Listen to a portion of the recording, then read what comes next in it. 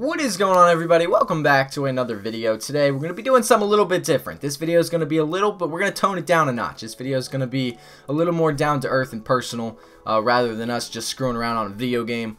Because something very, very big happened recently that I want to talk about because it was super close to where I'm at. And it has a little bit to do with like where our video was recently. So let's start the story off with the video. So a lot of you guys saw my video yesterday where I talked about the video that we made where we went out and we helped homeless people. Kind of went viral pretty much, right? It got 100,000 views on Facebook. Subway saw it. Subway contacted me. Magazines have contacted me. The news outlets have contacted me. And as a matter of fact, yesterday I actually talked about how we did an interview with our local news station, and they did a 3-minute story on the news at like 5 o'clock, and it was the coolest thing ever because I haven't been on the news since I was like really little. So it was really cool to see myself talk and see myself in a story on the news. Like, that's just something that's really cool, I guess. But recently, and I noticed that a lot of you guys actually saw, I know that everybody already knows about this, but some of you guys caught it and left comments in the video yesterday. But most of you guys know about the shooting that happened on live TV yesterday morning, where the journalist and the photographer were both murdered on live television. That was actually the news station that I was on the day before. Like, that was the same news station. Like, I live in Roanoke, Virginia, right? That's where I live. And WDBJ7, the station that had this tragedy happen, is our main news channel thing. That's where we watch the news every single day.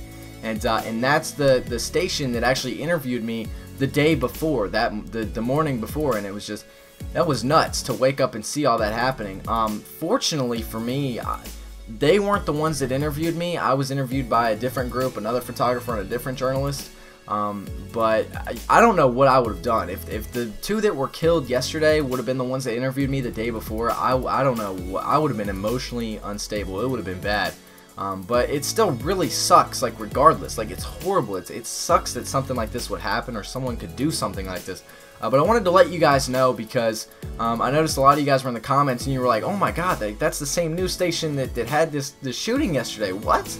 But yeah, I live in Roanoke, Virginia, and I live really close to where that happened. And it's really scary. Things like that happen. And if you live in for some reason, you don't know what happened. I'm pretty sure at this point everybody knows what happened. But if you live in a different country and you have no idea what I'm talking about, our local news station actually had an incident. They were doing a live shot at 6:45 in the morning at Smith Mountain Lake, where everyone goes. It was at Bridgewater Plaza. There's like a pizza place, a mini golf, there's stores, there's all kinds of stuff. But some guy who worked, and he's not some guy, we actually know who he is, came up and shot the journalist and the photographer on live TV while it was happening, and it was the scariest thing I've ever seen. And it sucks. It's really tragic. Like, again, like, something like that would happen is ridiculous. And it wasn't just some random guy. It really wasn't. It was some guy that, it was a familiar face. It was a guy that we always watched on TV, who was an often seen reporter on WDBJ7 just 2 years ago, and he was on there quite a few times. And it was crazy. It was crazy to see all that go down. But I just wanted to make this video to let you guys know that happened, and that was the same station that did my story. But I'll leave a link in the description below if you want to go watch the news story. I might the news story on my video, not on the tragic accident. You can find that anywhere. And I encourage you not to watch the videos on that because it's absolutely horrific. Like, you don't want to see it. But most likely you guys already have.